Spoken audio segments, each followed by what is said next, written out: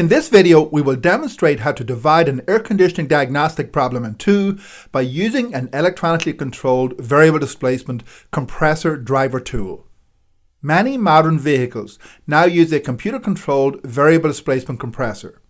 Performance issues associated with these compressors can be difficult to diagnose. This tool can quickly help you determine if an air conditioning performance issue is related to the compressor and basic refrigeration circuit, or if the problem is related to the computer control system. In short, we can divide the problem in two and halve our diagnostic time. The tool has three testing modes: resistance check, normal, and manual. We can check the resistance of the displacement control solenoid, monitor the actual command being sent by the computer to the solenoid, and most importantly, use the tool to manually function test the compressor, completely independent of the computer. It is available with over 40 individually numbered custom pigtails to fit the ECV solenoid and vehicle harness on virtually every vehicle on the road today. But to really understand the power and value of this tool, we need to understand how a variable displacement compressor actually works and the difficulties associated with successfully diagnosing them. Modern, smaller capacity engines are especially sensitive to transient loads, such as compressor cycling. Early compressors were fixed displacement designs. The only way to control the output of a fixed displacement compressor is to turn it either on or off. This is very inefficient. Idle quality, emissions, and fuel economy are all adversely affected as the compressor cycles on and off. The solution for these problems is to use a variable displacement compressor. The pumping displacement of a variable displacement compressor can be varied smoothly and seamlessly to precisely match the changing heat load on the system. This avoids the necessity to constantly cycle the compressor on and off. A variable displacement compressor uses only the minimum energy necessary to meet the demand on the system. The result is improved fuel economy, reduced emissions, and a smoother idle. Today, over 70% of new vehicles are equipped with an electronically controlled variable displacement compressor, usually referred to as an ECV compressor. Compressor pumping capacity is controlled by changing the stroke of the pistons, which are attached to a variable angle swash plate. Changing the angle of the swash plate changes the stroke of the pistons, as you can see in this cutaway demonstration. The angle of the swash plate is controlled by modulating the crankcase pressure with a duty cycle control solenoid in the rear head of the compressor.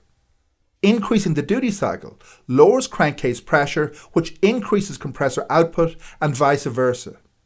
Here on this ECV compressor test station, the three pressure gauges from left to right along the bottom represent suction pressure, crankcase pressure, and high side pressure.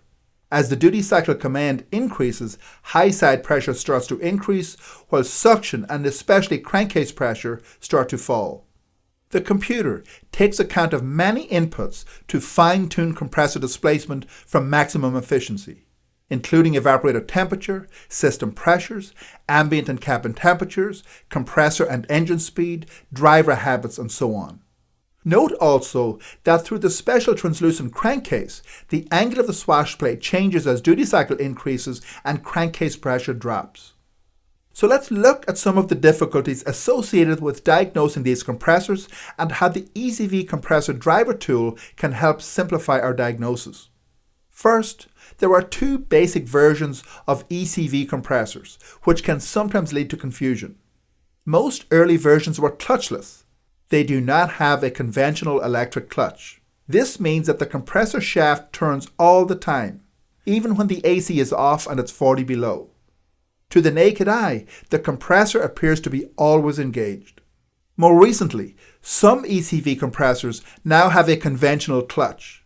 For these compressors to work, the control solenoid must be receiving a duty cycle command and the clutch must be engaged. Here is a typical scenario where misdiagnosis of these compressors often occurs. The customer complains that the air conditioning is not working. The compressor appears to be engaged, yet both high and low side pressures are almost equal. High side pressure is abnormally low, and low side pressure is abnormally high. Traditionally, this would indicate a failed compressor that cannot pump. And so the shop replaces the compressor, only to find that nothing has changed. Of course, for this compressor to work, the computer must be sending a duty cycle command to the displacement control solenoid. This is where the ECV compressor driver tool can prevent a misdiagnosis. So let's hook up the tool and see how we would diagnose a vehicle with an actual problem. The tool has 3 lead connections. We will connect one lead set to the battery to power up the tool. We recommend always connecting the ground lead of the tool first to avoid accidental damage. Next, we will disconnect the vehicle harness from the compressor solenoid and select the appropriate male and female pigtails from the kit to connect the other 2 lead sets to the compressor and the vehicle harness. Scanning the QR code on the tool instruction sheet takes you directly to an online application guide to select the appropriate pigtails for the particular vehicle. The guide can also be downloaded for offline use. We are now ready to start testing. Pressing any button on the tool powers it up. The tool defaults to normal mode on startup. It's good practice to always start by checking solenoid resistance. This is easily done by pressing the resistance check button on the tool. Here the resistance is around 12 ohms.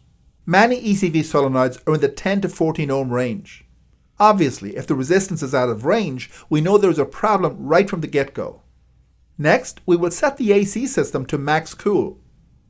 With the tool in normal mode, the display indicates the actual duty cycle command being sent from the computer to the compressor solenoid. In normal mode, the tool does not play an active role in the circuit. It simply displays the duty cycle command being sent from the computer to the solenoid. If we vary the heat load on the system by raising or lowering blower speed or switching between recirc and fresh air, the duty cycle command should change as the system responds. On a hot, humid summer day, the duty cycle command will be high, in the 80 to 100% range. If the duty cycle command is high, but high side pressure is abnormally low and low side pressure is abnormally high, most likely there is a problem with the compressor itself. If the duty cycle command is higher or lower than we would expect, then we would review scan data for out-of-range inputs.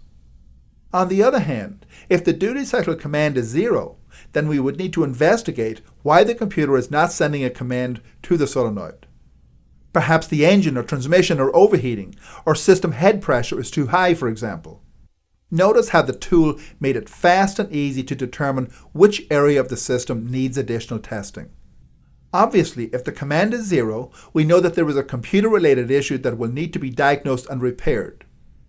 However, we would still like to confirm that the compressor is fully functional and that the basic refrigeration system works before talking to the customer.